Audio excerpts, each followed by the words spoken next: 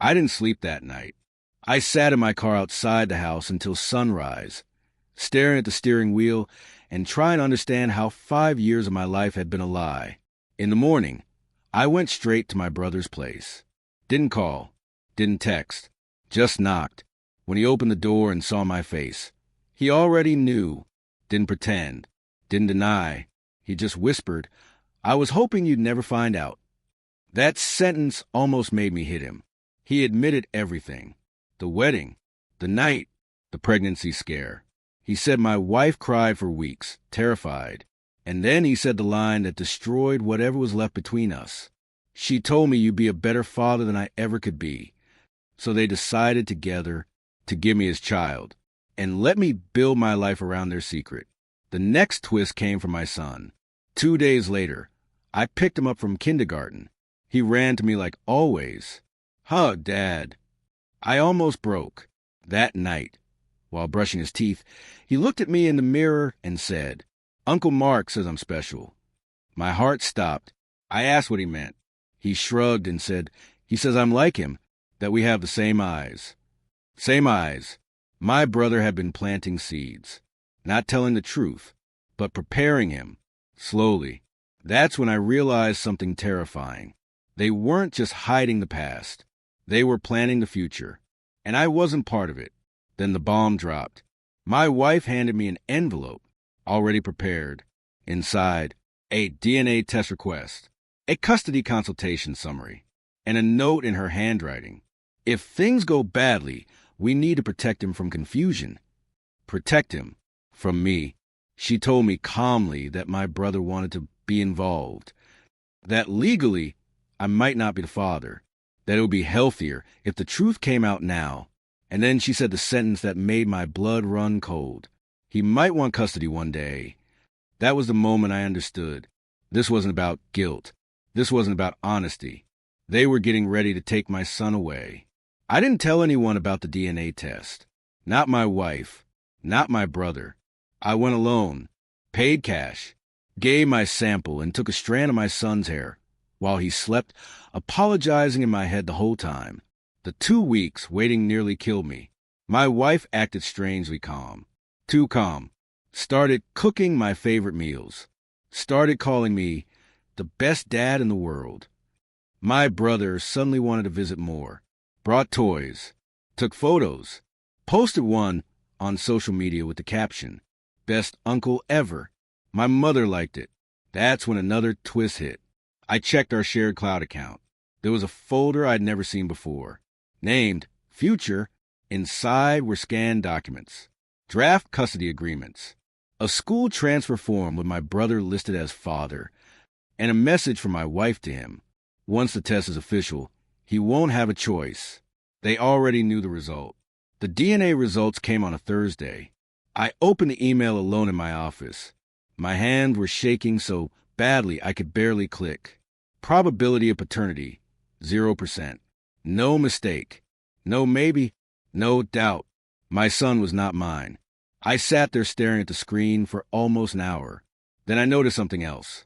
Attached at the bottom, a second report from the same clinic, dated 6 months earlier. My wife and my brother had already done a test. Secretly, before any of this started. They had known for half a year, and they had been planning since then. That night, I finally confronted them. All 3 of us at the kitchen table. I put the DNA results between us. My wife started crying instantly. My brother didn't. He just nodded and said, "I'm sorry you had to find out like this." Then he said the sentence that changed everything. "I'm his real father, and I want to be in his life properly now."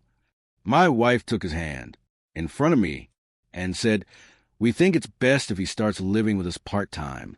Living with them. My legs went numb. I asked one question, "And what about me?" She looked at me gently and said, "You'll always be important to him." Important, not his father. Just important. That's when I finally understood. They weren't taking my son.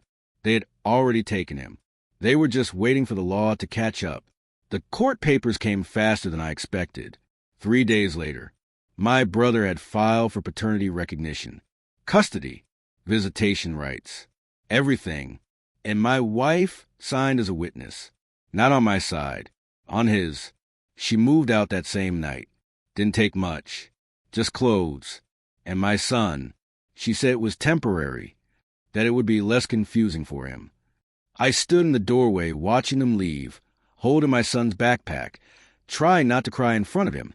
He hugged me and said, "I'll come back tomorrow, Dad." Dad. That word almost killed me. The first court hearing was brutal. Lawyers, cold benches, people whispering. My brother sat behind his attorney, confident. My wife wouldn't look at me. His lawyer argued that I had no biological connection and that the child deserved to know his real father. My lawyer argued I had raised him, fed him, loved him. That biology doesn't erase 5 years. Then the judge asked one simple question. Does a child know? Silence. My wife whispered, "Not yet." The judge frowned and said something I didn't expect. That may become the most important part of this case. The twist came from my son. 2 weeks later, I picked him up for my first supervised visit. He was quiet, not excited like usual. Halfway through coloring, he suddenly said, "Mom says you're not my real dad." I froze, asked who told him that. He shrugged. "Uncle Mark said I came from him. But you're my practice dad." Practice. Dad. I felt my heart physically crack. Then he looked at me and asked a question no one was ready for. "If you're not my dad, do you still have to love me?" I couldn't breathe. I pulled him into my arms and said, "I will always be your dad, no matter what anyone says." But when I looked up, my wife was standing in the doorway, listening, and her face told me something terrifying. She hadn't planned for that. That night, my lawyer called, said something strange had happened. My brother had withdrawn one of his requests, the one for immediate custody. No explanation. Then another twist hit. My mother called me, crying, said my brother had just confessed something to her, something he'd never told anyone, something about that wedding night, something about how my wife was already pregnant before he ever touched her. And suddenly, this story was no longer about who the father was. It was about whether my brother was lying. My mother came to my apartment at midnight, still in her coat, hands shaking. She told me everything. That night after the wedding, my wife hadn't gone straight to the hotel with me. She'd stayed at the bar, drinking, crying, and left with someone else. Not my brother, a co-worker from her office. My brother only found out weeks later, when she told him she might be pregnant and needed help. He slept with her once, after she was already pregnant. And when the baby was born looking like him, they both convinced themselves it must be his. My head was spinning. If that was true, then my brother wasn't the father either, which meant there was a third man, and nobody knew who he was. The second DNA test changed everything. The court ordered it, not between me and my son, between my brother and my son. The results came back a week later. Probability of paternity, 0%. My brother wasn't the father. At all. Not even close. When the judge read it out loud, the courtroom went silent. My wife went pale. My brother stared at the paper, like it had just killed him. And then he turned slowly toward her and whispered, "What did you do?" She started crying so hard she slid off the bench onto the floor. That's when the truth finally exploded. She admitted everything. The wedding night, the coworker, the pregnancy, the panic. She said she'd been too afraid to tell me, then too ashamed. Then it was too late. She told my brother later, because she needed someone to help raise a child if I ever found out. When the baby was born looking like him, she chose the easier lie and built our entire family on it. Then the final twist. The judge asked quietly, "Do we know who the biological father is?" She shook her head, didn't know his full name, didn't know where he lived, hadn't seen him in 6 years. The real father had vanished, and suddenly there was no biological parent left in the room. Only one man who had raised a child. Me. The judge took a long break before making a decision. Long enough for my wife to stop crying and start shaking. Long enough for my brother to leave the courtroom and not come back. long enough for me to sit there staring at my hands, realizing my entire life now depended on one sentence. When the judge returned, his voice was calm, but every word hit like a hammer. He said the biological father was unknown and unreachable. He said my brother had no legal standing.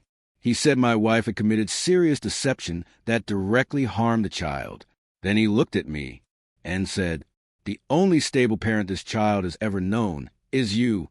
He granted me full legal custody, primary parent, decision-making rights. My wife got supervised visitation only, once a month, at a center, with a social worker present. She screamed, actually screamed, said I was stealing her son, said the court was punishing her for one mistake. The judge didn't even look at her. He just said, "You didn't make one mistake. You built a life on a lie." After the hearing, my brother found me in the hallway, crying, completely broken. He said he was sorry, over and over, said he really believed the boy was his, said he only wanted to do the right thing. Then he said something that finally ended everything between us. She told me if I didn't help her, she'd tell you I forced her. Blackmail. I just nodded and told him quietly, "You already help enough." We haven't spoken since. My wife tried to talk to me outside the courthouse, tried to hug me, so we could fix this, that we could still be a family. I looked at her and realized something terrifying. She wasn't sad she'd lied. She was sad she'd lost. I told her the only thing I'll ever say to her again: "You didn't lose a husband today. You lost a son." And I walked away holding my child's hand. Here's my final update. It's been almost a year. My son lives with me full-time now. He still calls me Dad. Sometimes he asks questions. Simple ones. Did I grow in your belly? Do I look like you? I tell him the truth, that I didn't make him, but I chose him every single day. My ex moved away. My brother disappeared from our lives. The co-worker was never found. And here's what I learned, and what I hope saves someone reading this. Being a father is not about DNA. It's about who stays, who protects, who loves when everything falls apart. They tried to take my son. They tried to rewrite my life. But in the end, the truth did something beautiful. It showed the court. It showed my child. And it showed me I may not be his biological father, but I am his real dad. And that is the only title I'll ever need.